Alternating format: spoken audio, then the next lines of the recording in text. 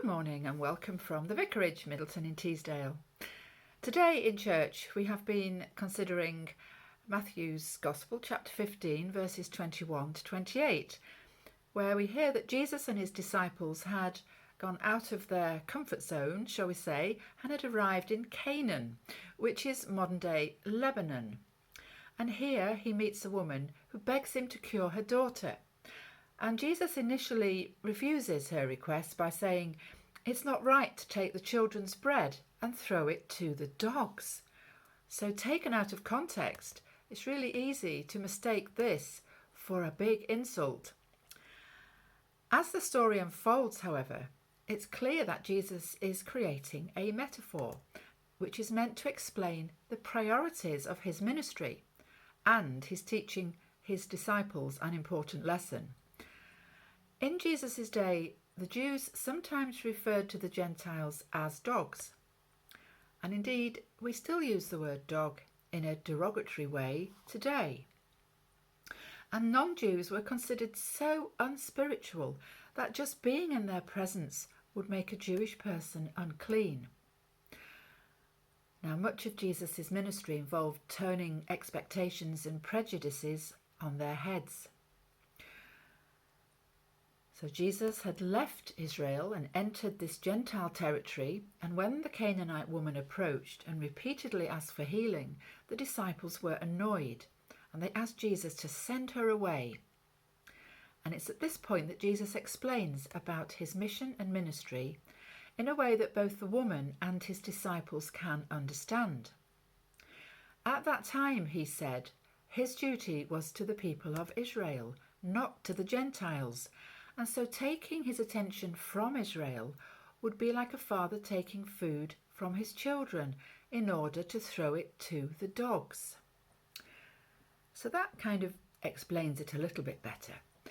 And Jesus often tested people, as we know. He tested them to prove their faith or to prove their intentions. And he tests this Canaanite woman because he declines her request.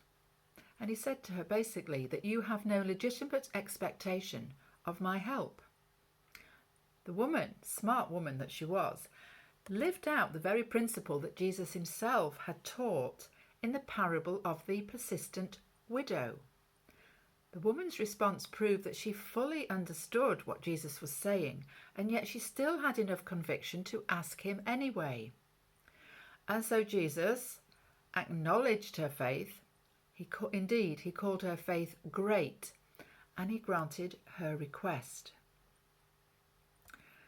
So this story, I believe, is about abundance, because the woman's daughter receives a full and instant healing. And Jesus, in his huge compassion, doesn't just throw her the crumbs of his ministry. He is abundantly generous in his compassion.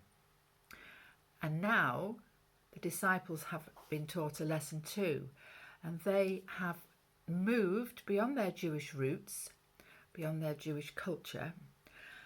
And regardless of how we might see this strange encounter between Jesus and the foreign woman, the universal lesson of the early church, those first disciples, should ring true to us today, as indeed it has rung down through the centuries to us. Because their first inner struggle led to their transformation.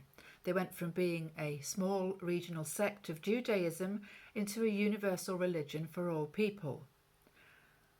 And every succeeding generation of Christians has no doubt faced an inner struggle challenge.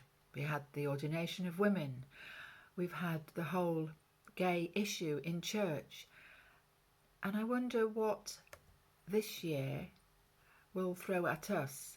How will our cultures, rituals, beliefs and faith be affected by the pandemic when we have to move out of our comfort zones at church and discover new ways of being the church?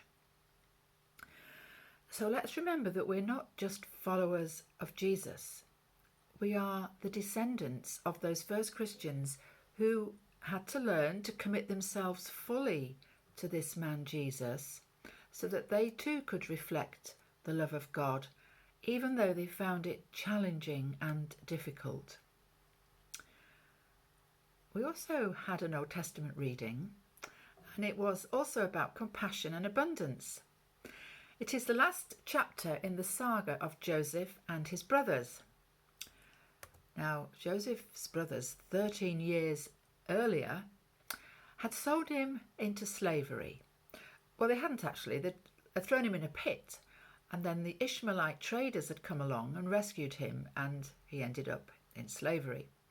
Anyway, he finally met his brothers again, and he was dressed head to toe in Egyptian regalia. He was a really important man.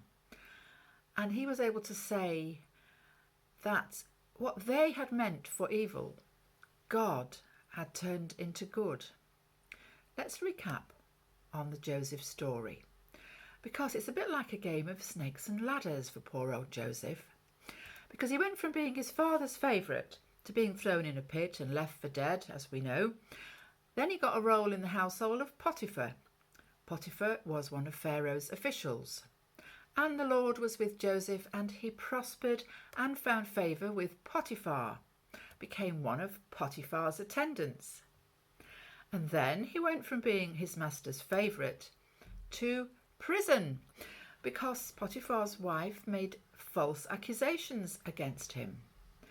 And while he was in prison, Joseph went from being the warden's favourite to being forgotten about and left behind bars for a very long time. But at last the Lord intervened, and Joseph was raised from prison to the position of second in command of the whole land, second in command to Pharaoh. So in today's passage, we see Joseph's brothers on their second visit to Egypt, remembering they were in the midst of a huge famine. They'd come to buy food, and they were totally unaware that this powerful man was their despised brother of long ago. And neither were they aware that he understood every word they were saying. And Joseph sent the Egyptian officials away. He wanted to be on his own with these people. And finally, it all became too much for Joseph. He couldn't keep up this pretense any longer, and he said, "I am Joseph." The first thing he said is my father still alive? And these brothers were so shocked that they couldn't speak. There was stunned silence. And again he spoke to his brothers. He said, Come closer to me. I am Joseph, your brother, whom you sold into Egypt." I bet those brothers thought, oh heck, what's going to happen to us now?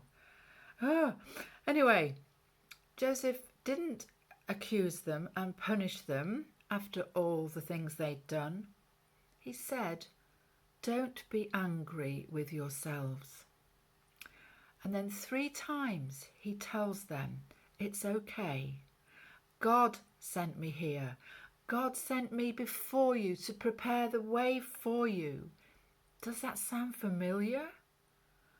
God sent me before you to preserve for you a remnant on earth, a piece of earth to keep alive for you and generations to come of our family. So don't worry, it wasn't you that sent me here all the time, it was God. And like Jesus, Joseph shows us and them how to love. He forgave those who had wanted him dead. He kissed all his brothers and he wept over them. And then we are told that after that, they all talked. Well, that proves that there's been healing, doesn't it? When people who've been enemies can sit down and hug and talk. And the whole of this Joseph cycle shows us the working out of God's intervention in his life. And I wonder today, when we look back on our lives and we look and see God's hand and God's intervention in our lives, we tend to want to see God in all the ups. But you know what? God is also in the downs, because without the downs, we will never learn how to love. Amen. And may the peace of Christ be with you and those you love, and may God's blessing go with you until next week. Amen. Now, I haven't got a hymn for today, but I thought, seeing as Jesus told the Canaanite woman that great was her faith, we should sing Great is Thy Faithfulness, which I shall pop on my on the website. So those of you who have a little look later can sing along with Great is Thy Faithfulness. Amen.